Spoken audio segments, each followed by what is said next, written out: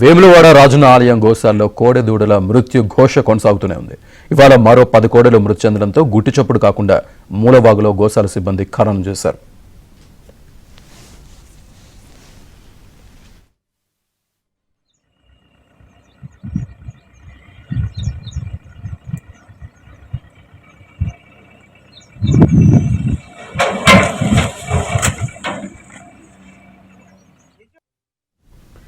ప్రతిరోజు పదుల సంఖ్యలో కోడెలు చనిపోతున్న దేవాదాయ శాఖ అధికారులు మాత్రం నిమ్మకు నీరెత్తినట్లు వ్యవహరిస్తున్నారు.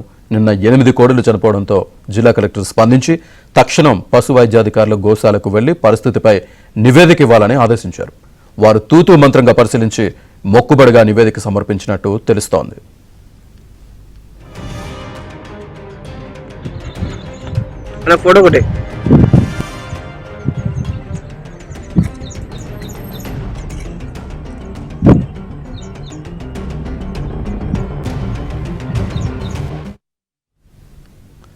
మరోవైపు దేవాలయం గోశాలలో కోడెలు మృతి చెందడంపై కేంద్ర మంత్రి బండి సంజయ్ ఆగ్రహం వ్యక్తం చేశారు.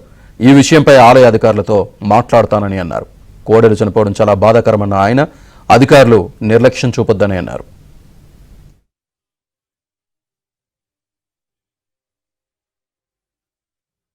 ఈ కోడెలు చనిపోవడము కానవతిగా మారింది. దానికి వెంటనే దేవస్థాన అధికారులు ఏ అట్లా కాలేదని చెప్పంటారు. కాబట్టి నేను అది వెంటనే ఈవో గారితో మాట్లాడతా. తప్పకుండా ఆ గోవులను రక్షించాల్సిన బాధ్యత వేములవాడ రాజేశ్వర దేవస్థానం మీద ఉన్నది. పైసలు తక్కువ మీరు గోవులను రక్షించకుంటే ఇక భక్తులకు ఏం సౌకర్యం కల్పిస్తారు? గోవులు రక్షించకుంటే ఏం తక్కువైంది?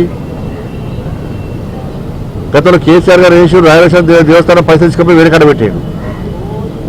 మరి కనీసం ఆ గోవులను రక్షించడానికి సరైన సదుపాయాలు కల్పించి సరైన సౌకర్యం కల్పించి వాళ్ళని కాపాడాల్సిన బాధ్యత ఇలా అధికారుల మీద